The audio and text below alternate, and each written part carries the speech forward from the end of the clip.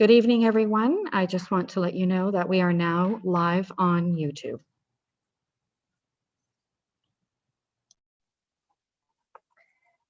Good evening, everyone, and thank you for joining us for this virtual open house for the City of Brantford's new official plan, Envisioning Our City 2051.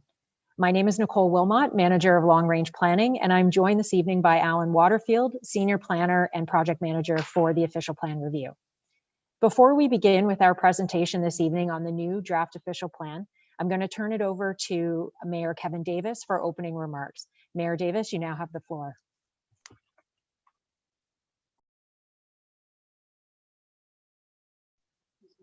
I think you're still muted there, Mayor Davis. Thank you, Nicole.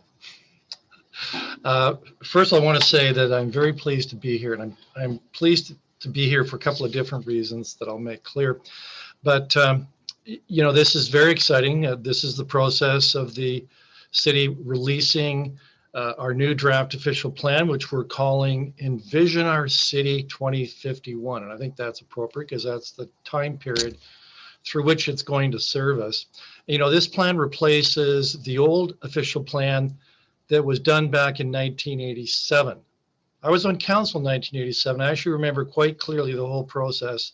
I think it's pretty confident to say I won't be around in 2051 when the next version's done. But, you know, it's very important that we are updating the plan, bringing into place, you know, updated land use policies and schedules, maps, diagrams, you know, to address the changing needs of our community. I mean, obviously it's changed dramatically over the last several decades. And also very important that we do this because it now also includes the expansion lands or boundary lands, as they're called, that were added to the city's municipal boundary back in 2017. And so this plan has been developed in consultation with the community. And it's going to be, I mean, most of you know this, but it's our primary overreaching document that establishes general land use policies. And it sets out the community's vision and our goals for future growth. And so managing new development and growth while at the same time considering a broad range of interests and perspectives, and at the same time working towards reflecting our local values and what makes us unique. And so, you know, completing the new official plan, especially because it includes what I mentioned, those 2,700 hectares of land that were annexed from the county of Brant.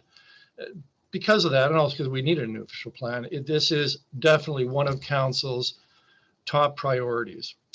And so together with the other citywide management plans, which have been taking place as part of this process, of course, I'm talking about the city's master plan and the master servicing plan, the infrastructure plan, the transportation master plan.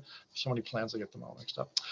So this new official plan will support the city's growth and optimization of our infrastructure while protecting, enhancing, you know, what's unique about us and our environment. With the river, you know, we have a unique environment here, and this plan takes that in consideration. So council will be considering the new official plan at a special committee of the whole community development meeting. It's a special one just for this purpose, set up for November the 19th.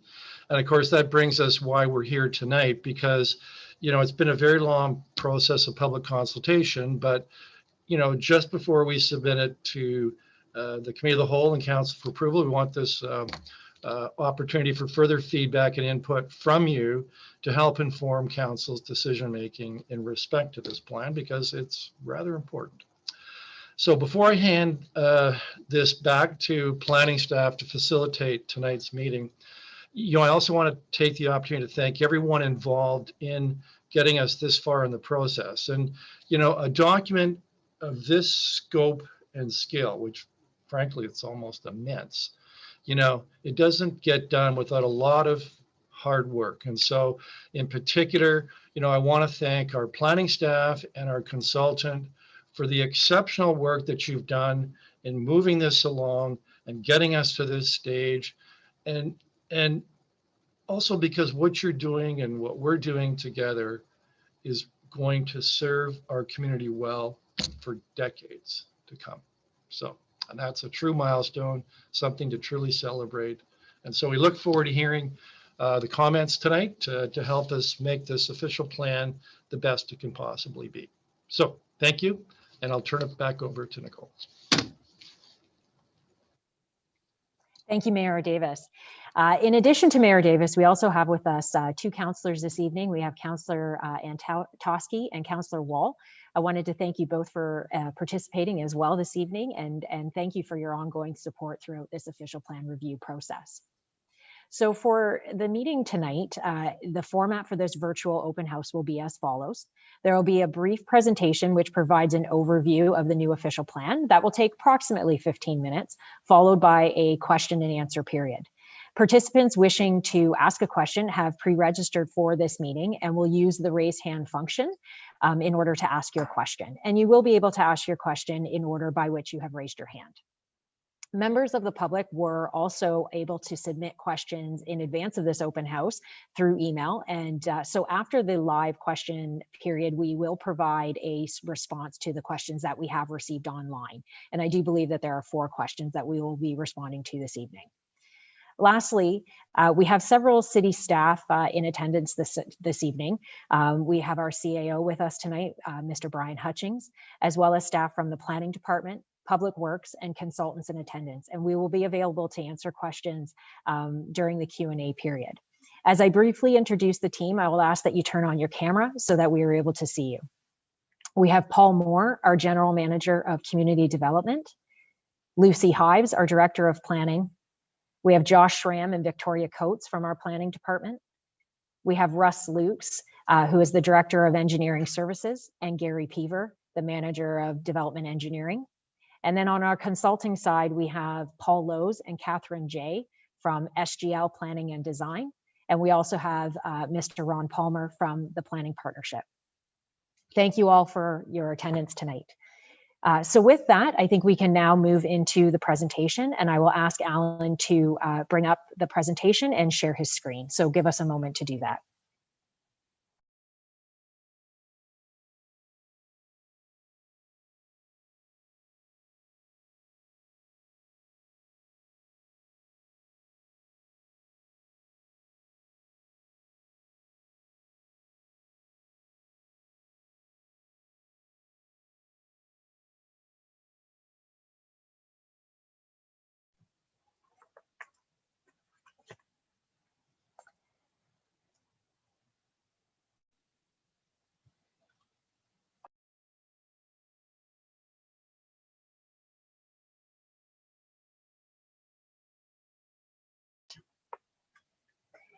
So myself and Alan are very happy to be here tonight to kick off our final round of consultation to bring before Council the new official plan, Envisioning Our City 2051, which was released in October for a final public review period.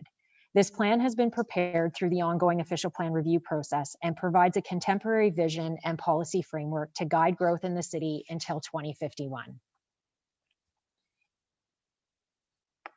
The official plan review began in 2013 and was briefly put on hold in 2016 as a result of several provincial policy changes at the time and the ongoing municipal boundary negotiations between the City of Brantford and the County of Brant. With minister approval in 2017 of the boundary adjustment, which added 2,700 hectares of land intended to accommodate future growth, we were able to resume our official plan review. Since 2017, we've held more than 10 public consultation opportunities, and we've had additional meetings with First Nations, with property owners and their agents, with advisory committees and stakeholders groups, as well as held an industry workshop to inform the new block planning process, which we'll speak more about later in this presentation. This led to the release of the first draft of the OP to internal city departments back in January of 2020, followed by the issuance of a revised draft released in June of this year.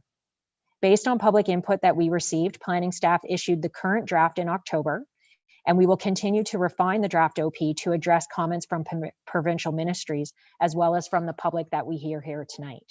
We will present the new official plan to Council for consideration at a special committee of the whole meeting for community development on November the 19th.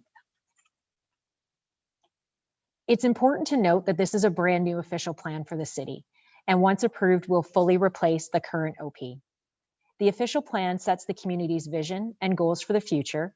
It ensures that new development and growth considers a broad range of interests and perspectives, and that land use planning decisions reflect local values.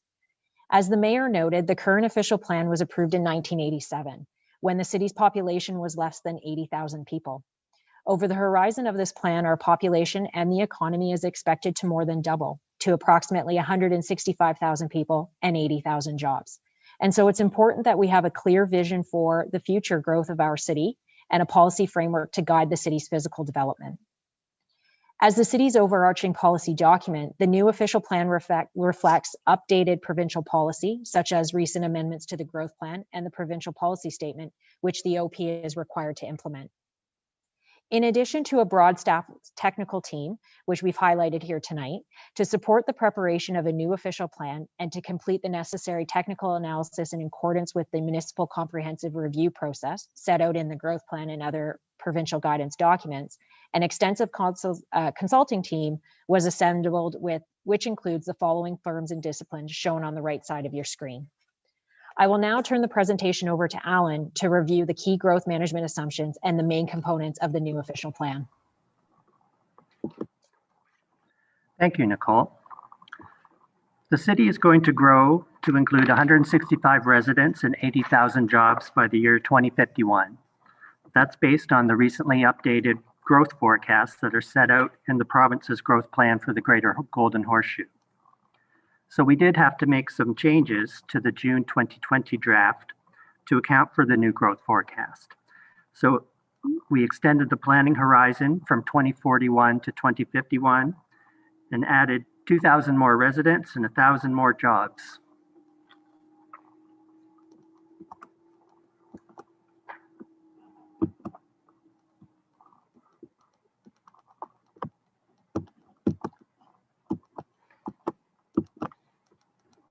Sorry, I'm just trying to advance this slide.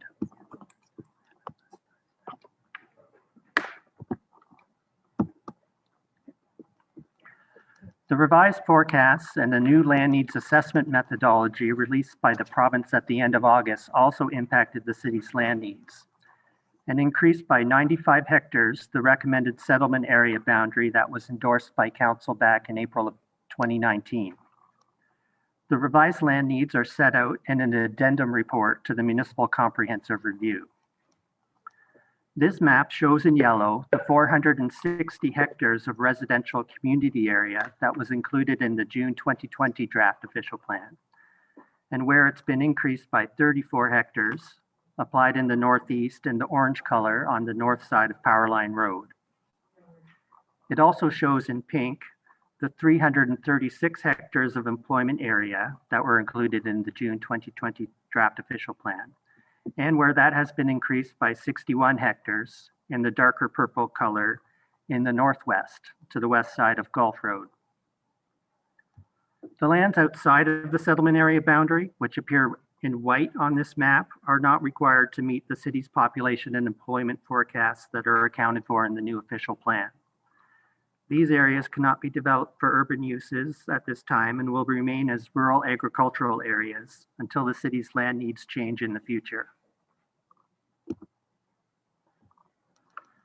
The rationale for where the settlement area was expanded is based on the land evaluation that was contained in the Municipal Comprehensive Review reports, which had evaluated 11 blocks for residential and community uses, shown here in yellow, and 7 blocks for potential employment areas, shown in blue on this map.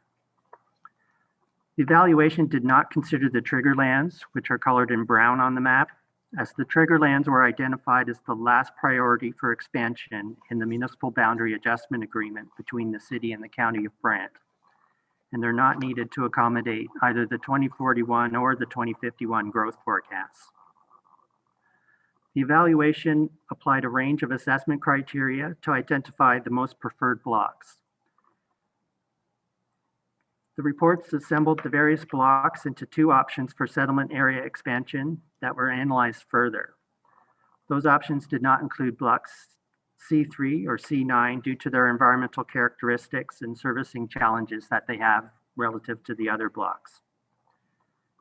The settlement area expansion that's now included in the updated official plan includes the whole of block C8 that was only partly within the settlement area expansion that was included in the June draft, as that area continues to be preferred from a servicing, agricultural, and environmental perspective.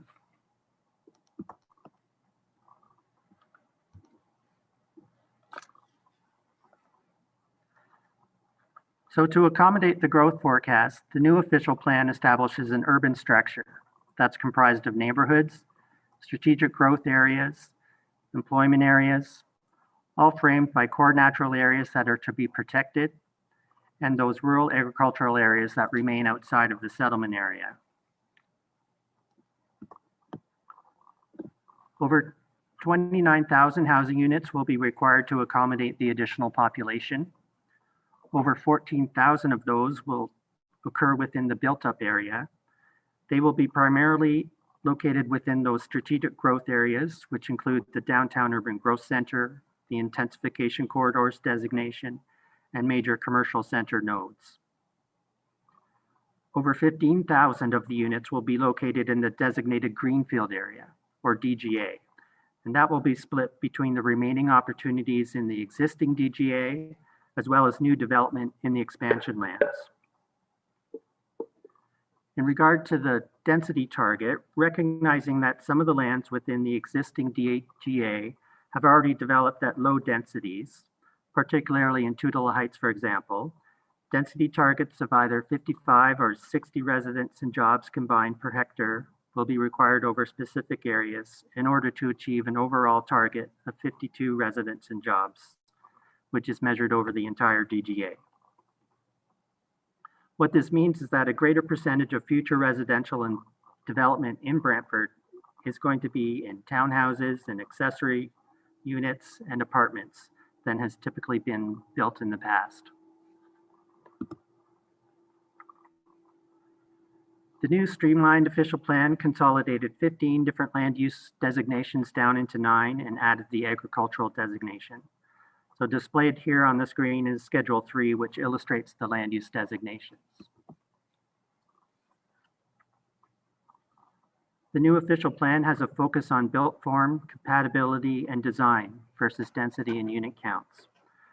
The residential designation within the neighborhoods permits a variety of uses to facilitate the development of complete communities, which can include neighborhood supporting land uses such as convenience commercial and small scale institutions.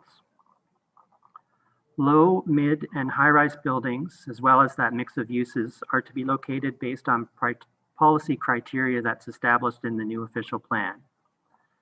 And in response to some of the comments that we received on the June draft, we've clarified in the updated draft that the full range of townhouse forms would be permitted in the low-rise and mid-rise areas, subject to a height limit of 3 stories in low-rise and 6 stories in mid-rise.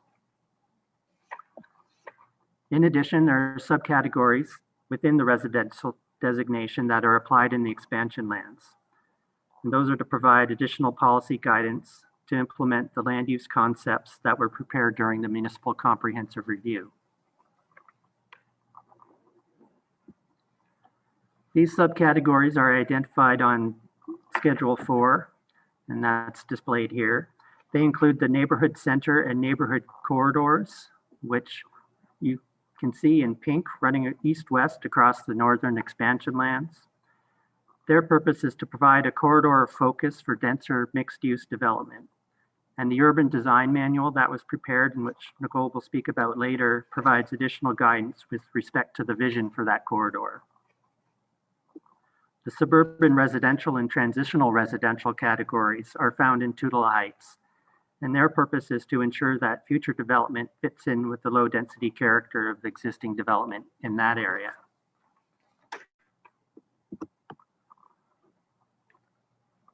Other land uses or land use designations rather include parks and open space. There's a variety of parks and open spaces that are to be developed in accordance with the Parks and Recreation Master Plan. The major institutional designation has been streamlined such that minor institutions such as elementary schools are permitted in the residential designation instead. Major institutions include things like the hospital and police station and secondary schools that serve a broader, often regional area. In response to comments that were received on the June draft, we clarified in the updated version that permitted retail uses within the strategic growth areas, including the downtown urban growth center, major commercial centers, and the intensification corridors, include stores such as supermarkets and department stores. The downtown urban growth center is divided into 3 different precincts to recognize the different character of those precincts, including the historic main streets along Colborne and Dalhousie streets, the lower downtown area beneath it, as well as the upper downtown. The major commercial center and intensification corridor designations are intended to transition to mixed-use areas that will accommodate residential growth in addition to commercial developments. Residential and mixed-use developments are expected to be a minimum of 3 stories in those strategic corridors and centers, but in response to the comments that we received, the height limit has been reduced for commercial-only buildings. The employment area is comprised of 2 designations, prestige employment and general employment, where manufacturing, warehousing, limited office, and ancillary commercial uses are permitted. No residential development is permitted in employment areas. The new agricultural designation includes policies to support the agricultural system, as well as to limit new lot creation in those areas. And finally, the protected core natural areas designation is surrounded by a 90-meter adjacent lands overlay that may trigger an environmental impact study to ensure that proposed development does not negatively impact environmental features. And we did hear some concerns about that overlay, so I'd just like to reiterate that it's not a land use designation. The underlying land use designations beneath the overlay apply. What it does is it flags the potential for an environmental impact study to be completed. So we've also made some changes to recognize existing planning approvals that might not be built yet. In cases where an environmental impact study was already completed and approved in support of an existing planning approval, further environmental impact study may not be required.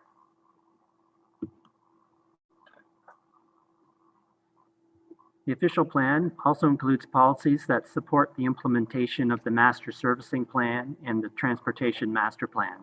Those 2 documents have recently been updated. All development in the settlement area is to be on full municipal services, although there are some existing private service areas that continue to be recognized. The official plan coordinates with the transportation network improvements and enhanced transit that's set out in the transportation master plan. It also includes a schedule of right-of-way widenings that enable the city to acquire those during the development process. In addition to the official plan, a supporting document was released called the Infrastructure Staging Report. It provides a summary of the municipal servicing and transportation infrastructure requirements and prerequisites in the expansion lands. So that serves as a reference for future development proponents in that area. So now I'll turn the presentation back to Nicole so she can highlight some of the other features of the new official plan and the supporting documents.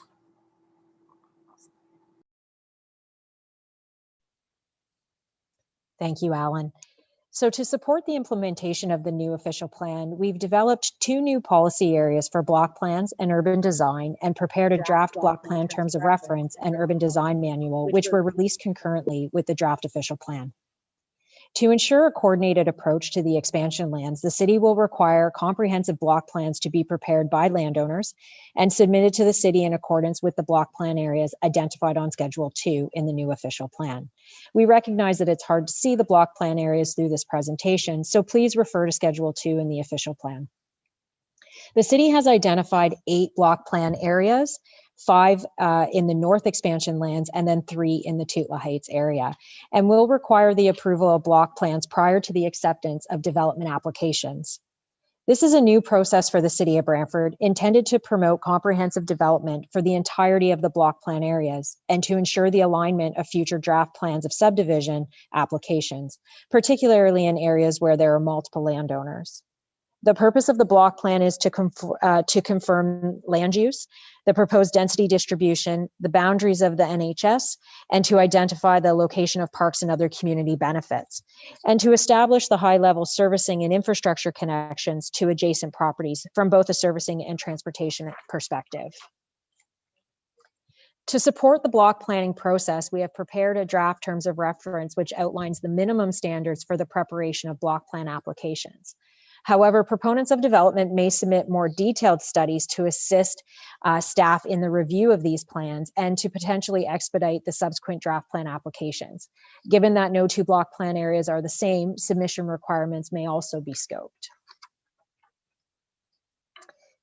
In addition to the release of the draft official plan, we also prepared an urban design manual, which is a consolidation of existing urban design guidelines combined with new guidelines to help implement the policies in the OP.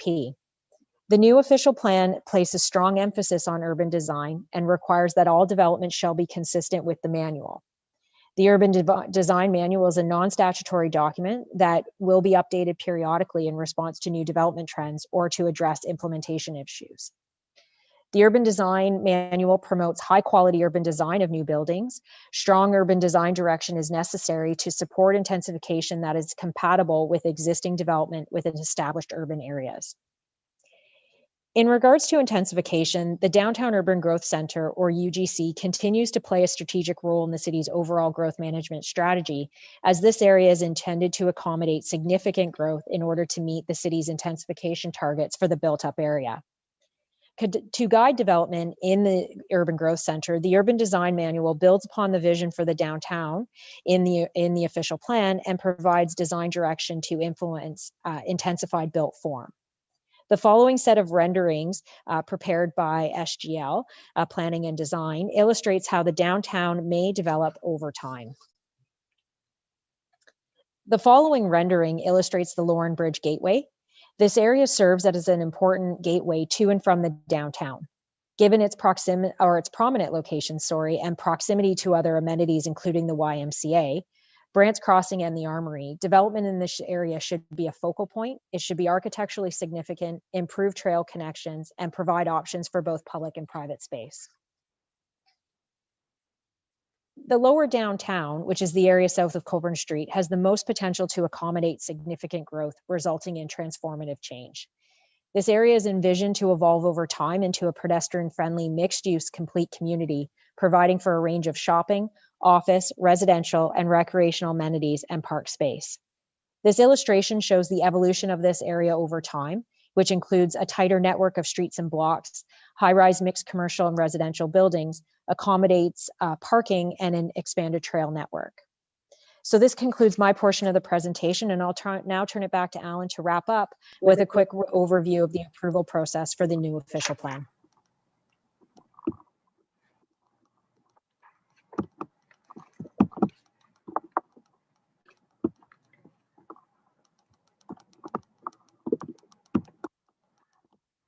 Thanks, Nicole.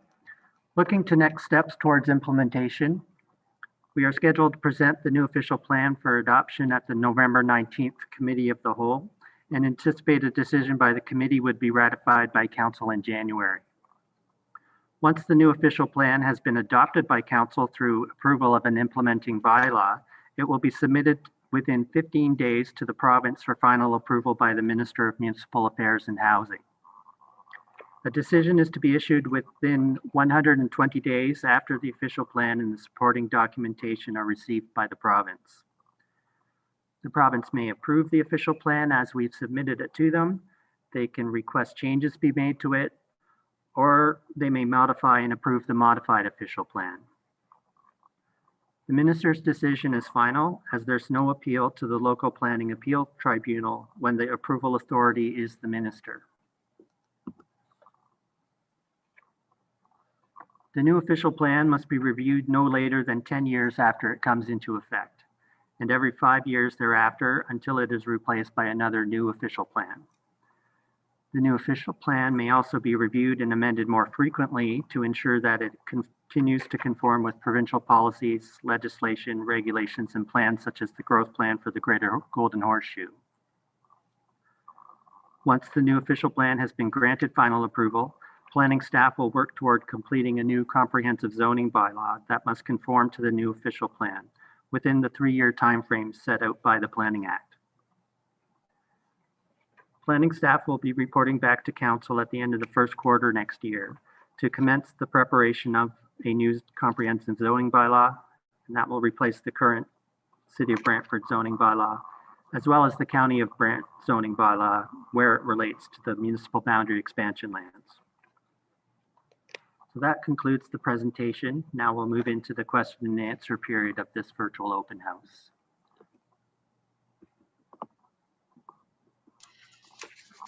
As Alan Waterfield just indicated, we've now concluded the presentation portion and we'll now move to our Q&A portion. I will take questions in order of hands raised. Please be patient as we'll ensure everyone gets their question asked and answered. And it looks like Barb Smith has our first question. Barb, are you with us? Yes, I am. Thank you very much. Please go ahead with your question. Okay. First off, I just want to thank you for creating this platform. It was very informative, and I, for one, really appreciated the opportunity to hear and to be here to ask you a few questions. So thanks for that. I moved back to Brantford in May just to care for and live with my mom, who is 92. And we are at 194 Powerline Road. So we're one of the last 3 farms in that northeastern corridor on Powerline Road. You had indicated that your growth forecast that was amended in June was amended by 2,000 residential, people and 1,000 jobs. I wanted to know, how did you actually come up with that number, or what impacted it in June?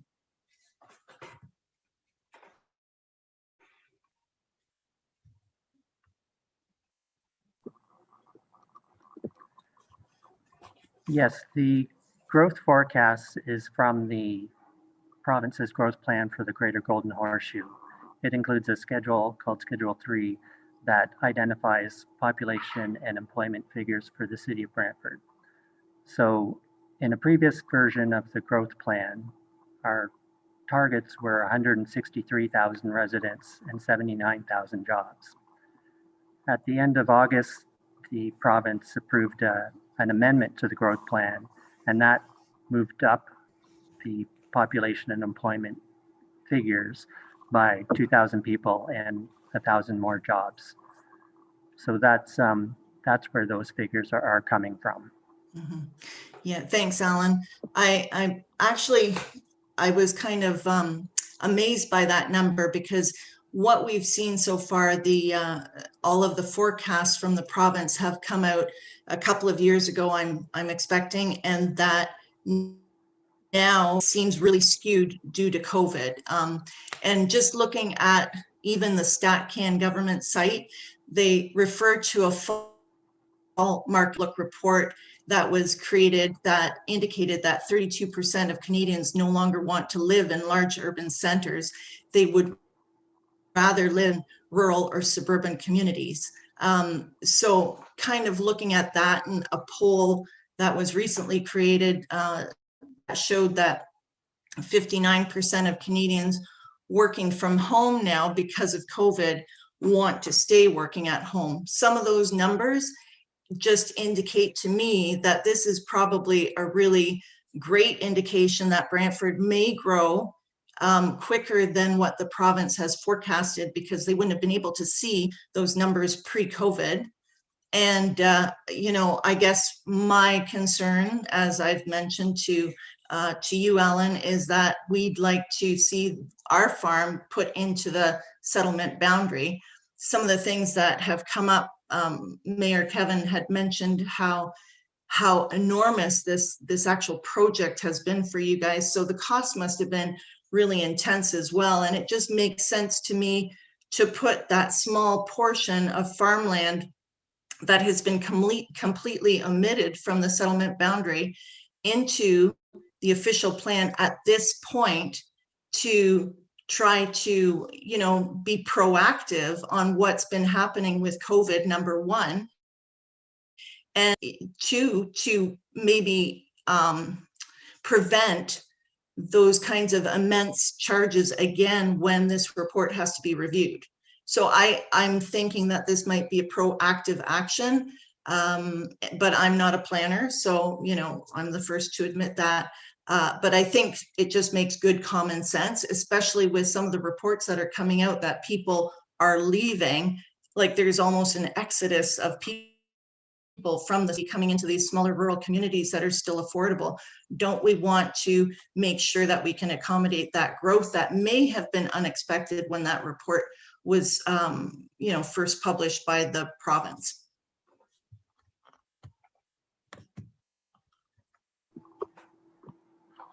Yes, we need to keep in mind that we are limited by the requirements of the growth plan. We aren't allowed to designate much more land than what is demonstrated through the land needs assessment that is required through the growth plan following the province's methodology. And it speaks towards the population and employment forecasts out to the year 2051. The official plan is a long-term document out to 2051, but certainly in the intervening years, the city will be monitoring its growth. And if we're, exceeding the pace of development that has been considered in those forecasts, certainly we'll be reviewing the official plan generally every 5 years. And at that time, then we'll be able to assess if we need to adjust our land needs before we get to 2051. Mm-hmm. So it's not as though that line is set in stone and can't be moved until the end of the planning horizon at 2051. We'll certainly be monitoring growth and making adjustments accordingly. Yeah, I'm just, this is kind of maybe a bit of a selfish attitude, Maggie too, right? I know that she stayed on the farm hoping to see the development of this part of the city because it is such a beautiful. So yeah, she was hoping that this would happen within her lifetime. Who knows whether that will happen? I'm hoping that there will be some consideration or some more consideration put into this. So thank you for your time, guys. Thank you, Barb, for your question. Does anyone else have any questions? I don't see any hands raised.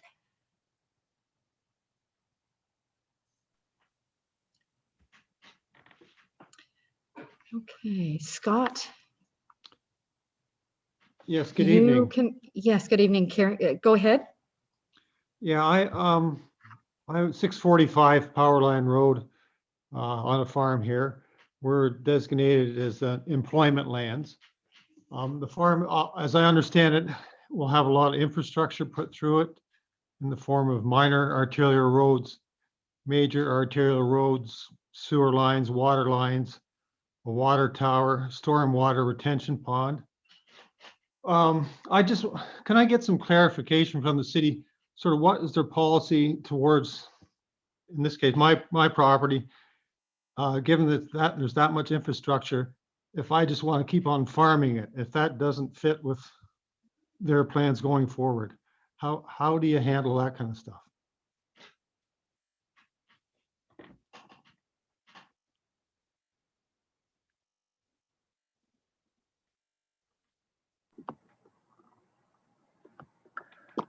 Well, Mr. McCormick, you would be able to continue farming your land. That's the current use, and you'd be able to continue on doing that. There's nothing that will require you to stop using it for that purpose. So it's really, at the time when you're perhaps ready to sell the land to someone else who will develop it or develop it yourself. But you would be able to continue on using the property as you do today, as agricultural, as a legal non-complying use. And just as a bit of a follow-up, but what if I guess my time frame doesn't jive with what the city envisions? Then what?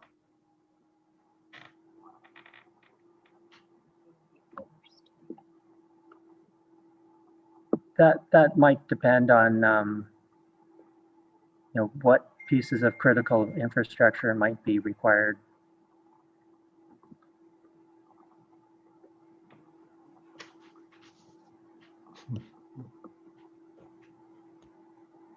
Would that, and I guess the question I get, what it comes down to, is that include expropriation? Or is that a possibility? That would depend on what it was. And some of those things still need to be determined. Like infrastructure such as a water tower, for example, would require an environmental assessment in order to determine where that would be located and how the land would be acquired. And is the city, I know there's has been some work done on staging of the different areas and infrastructure. Will we get a more detailed schedule of that coming forward?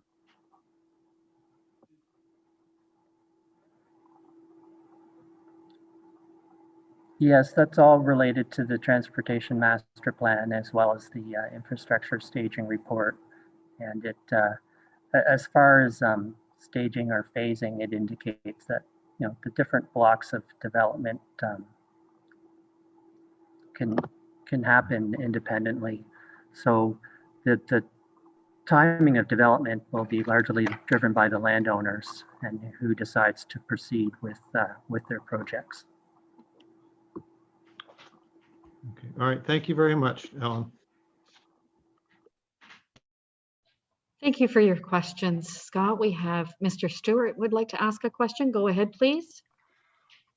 Hi there. First, I want to thank you for staff and for consultants bringing this official plan in an advancement. My question somewhat ties more to the implementation. You've spoken, and I concur, that the urban design manual is going to play a very important aspect. Is there further consultation with respect to it before it's adopted by council? And there are some other technical studies, the transportation master plan and the infrastructure staging plan. Are all of those going to come before council, and is there additional consultation?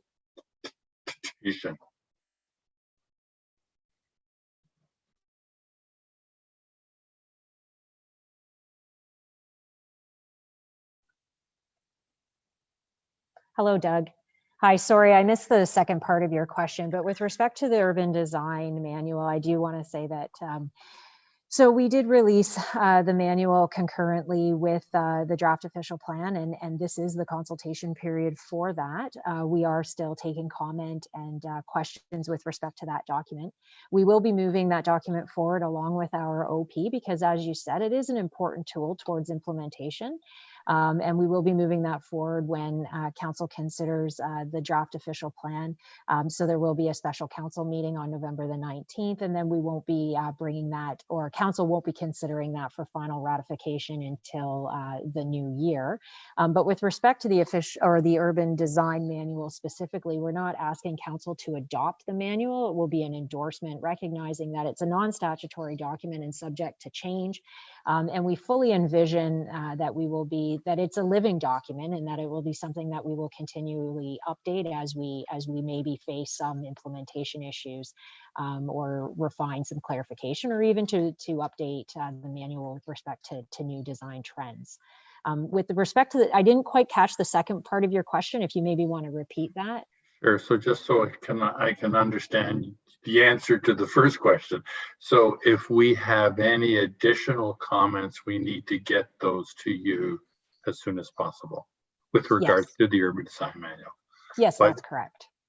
That's fair enough. My second part was there are other technical studies, the infrastructure staging, the transportation master plan are key parts of the official plan implementation. What is the timing for all of those to be finalized? And so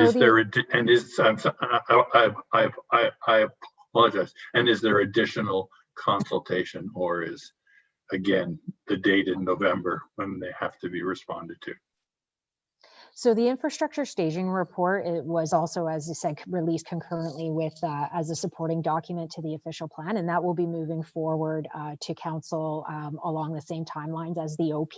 And again, we're not asking council to adopt that document, but again, it's an endorsement of the document. For the TMP and the MSP, those have already gone to council, and maybe I can ask Russ Loops, their Director of Engineering Services, maybe he can come on and answer some questions with respect to the timing of those documents, but they have already gone.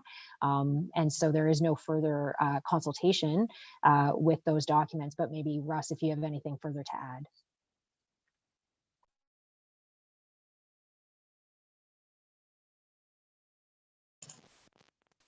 Thanks. So it's Russ Lutz, Director of Engineering Services. So the Nicole's correct. We've taken the recommendations to council. What's coming up? They're being done under the master planning of an municipal class environmental assessment process. So there will be subject to a 45-day public review, and we're expecting to put those full documents out to public review in about a week and a half's time, mid-November. And so they'll be available for public comments up until sometime in January.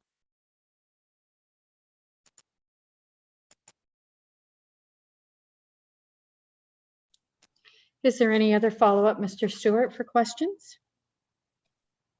At this point, I do not. I did submit some other ones through the email process, and you said those would be responded to after this portion.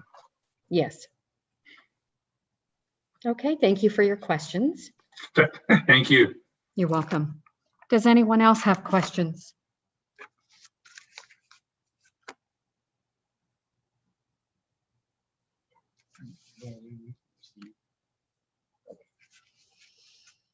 Okay, if no one else has questions, that concludes our Q&A portion, and we'll turn it over to Nicole.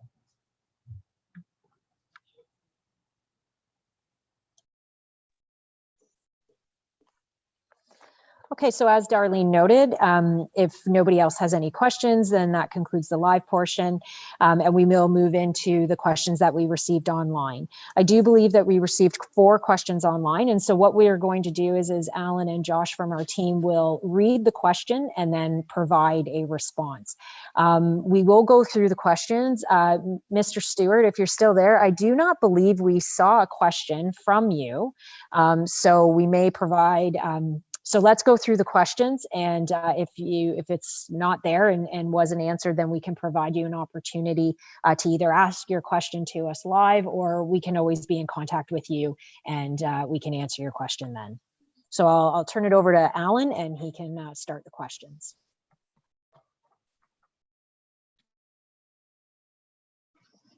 Thanks, Nicole. So yeah, as Nicole indicated, we have a few questions for the open house that was submitted prior. So our first question, what measures are in place to ensure new construction compliance with sustainable design guidelines outlined in the urban design manual?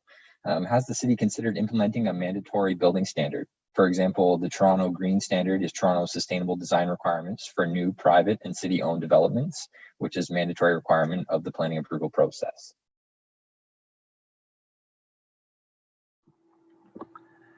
So the use of environmentally friendly building materials and green infrastructure is encouraged in the official plan. We don't have anything mandatory at this time, but that being said, the draft does include direction that new developments shall be consistent with the urban design manual. So in keeping with that policy, through the development review process, city staff would assess development proposals to make sure they're consistent with the sustainable design guidelines that are contained within the urban design manual. And there are other applicable documents that the city uses to provide some guidance on sustainable design, such as the site plan manual as well.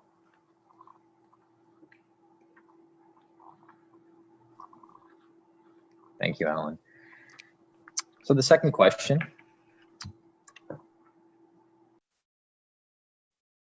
sorry, I'm just going to meet you there, Alan. In regards to road widenings, several roads have been identified for future road widenings within the current OP. In the new draft OP, some of these roads are proposed to widen even further. What is the rationale behind the increased road widenings, and how will this affect the ongoing development applications? So the official plan does include a schedule, Schedule 13, that identifies right-of-way limits for various road segments within the city. And that's so that they can be conveyed to the city through the development process. It includes existing roads that have right-of-ways that are deficient or less than the standard width that's proposed for the road classification that's identified in the Transportation Master Plan. So there's multiple road classifications such as arterial, collector, local roads that have different widths. And those are based on the different demand functions and speed and design of those types of roadways. And it's just important to remember that right-of-way widenings aren't necessarily just for expanded roadway or travel lanes. They can also include things like turning lanes, sidewalks or multi-use paths, bike lanes or transit facilities, boulevards for trees, public art, and street furniture. So there's a whole host of things that can be accommodated within the right-of-way, and which drives the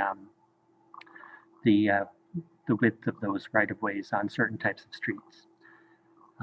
So as an example, a major collector road such as Conklin Road between the rail trail and Mount Pleasant Road is proposed to be widened.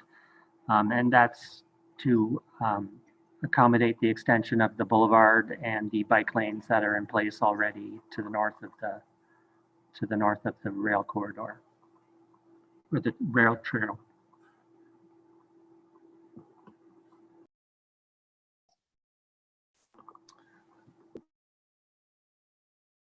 Thanks, Alan. So for the last question here, the new draft OP has identified a 90-meter adjacent lands overlay feature surrounding various properties within special policy areas and containing core natural heritage designations. How will this overlay affect ongoing development applications?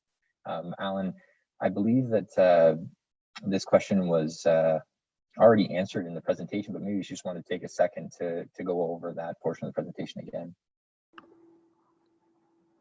Yeah, we did speak to this in the presentation, but again, it's a flag for the potential to conduct an environmental impact study that would support development proposals, primarily because they have some proximity to core natural areas. So just to ensure that those areas are protected. And in regards to existing ongoing development applications, it's likely that through the pre-consultation process, they would have been advised already about whether or not there was a need for an environmental impact study.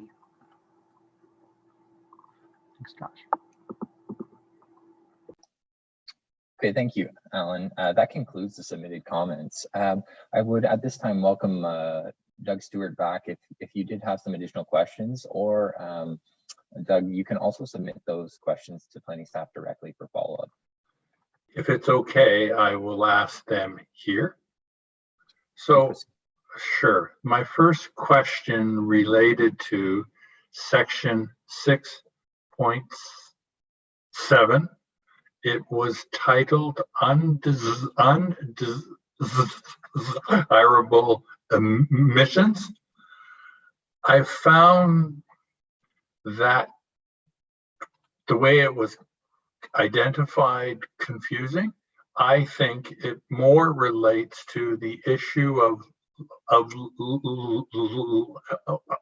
land use compatibility. I'm just wondering, you chose that. I'm wondering if there's any consideration to make it more understandable.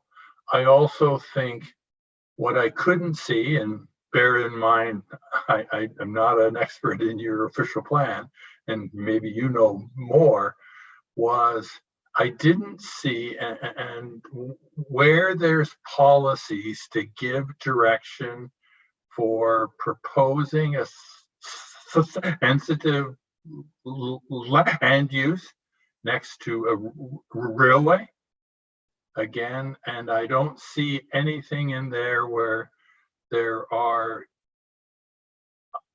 the experience I've had under the MOECP. There is the class 4 noise area, where under the NPC 300 gives you more flexibility when you're giving consideration to proposing something that is sensitive, where there are issues of noise. I'm just wondering, is it in the plan or is it something I just didn't see? So that's my first one. And after you answer that, I can give you the second one.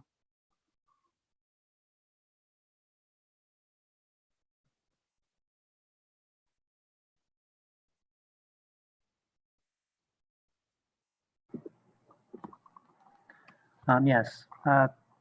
In regard to the title of that section, undesirable emissions, yeah, we can take another look at that if that's not being entirely clear, and perhaps noise isn't necessarily something that people associate with the word emissions.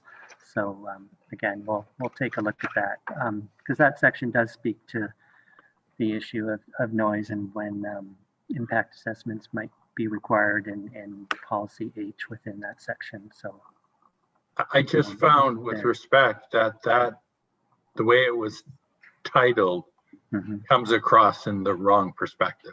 Yeah. That's great. If you want, I could ask my second question, which is an easier one. In your plan, section 9.9.3, under the title of consent to sever, there's a policy H that says the maximum number of new lots approved by the city on one property through a consent shall be 3, where appropriate. If I understand, the first test is to determine if a plan of subdivision is appropriate as opposed to the consent process. So if it's determined that a plan of subdivision isn't required and the consent process is appropriate, I don't understand the rationale for restricting it to 3. Just so you're aware, in my practice, I've seen it restricted to 3, to 5, to 10, and to none.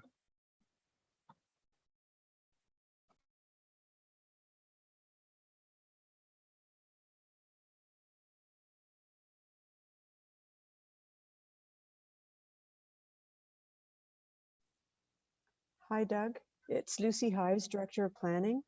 Hi. I feel most important, I get a question answered by each staff. Well, we're trying to share the joy. That's good for you. So the thing is, I don't have our current official plan in front of me right now, but I think we already have limitations. We don't actually support the creation of plan of severances, if you will. And so we have actually looked at this. We've actually dealt with some proposals in the past where people were trying to create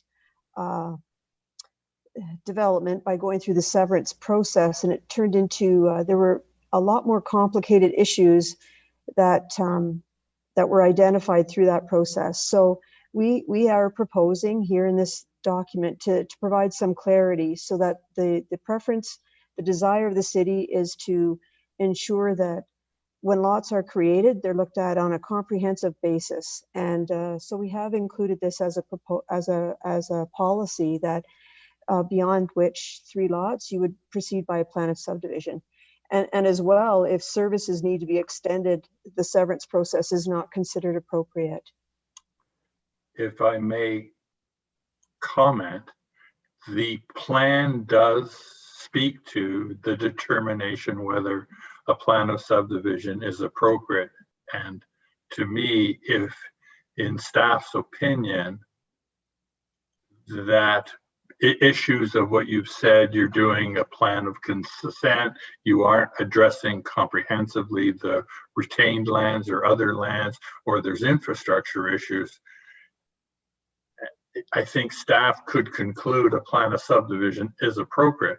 My comment is, if it's an issue of conformity, and if you could create a situation where the number of lots is 4, and it makes sense, you can't. It's a conformity issue. So I guess my comment is it appropriate to put a number, or is it better to put it as, what you put it as is either it is or it isn't? And I'm wondering whether there's a degree of flexibility if you feel you want to control how it's done. But I think you already have in the plan control, because at the end of the day, you have to first determine that a plan of subdivision is the appropriate means to advance the application. Again, it's just an observation. Well, thank you, Doug. We are of the opinion that the reference to 3 provides some useful clarity to somebody using this document, but we appreciate the comment. Thank you.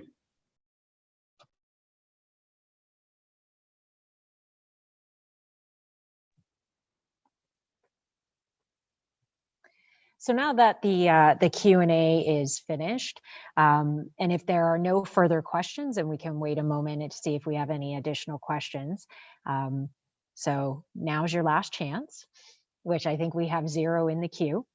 So I would like to say thank you to everyone for participating in this open house.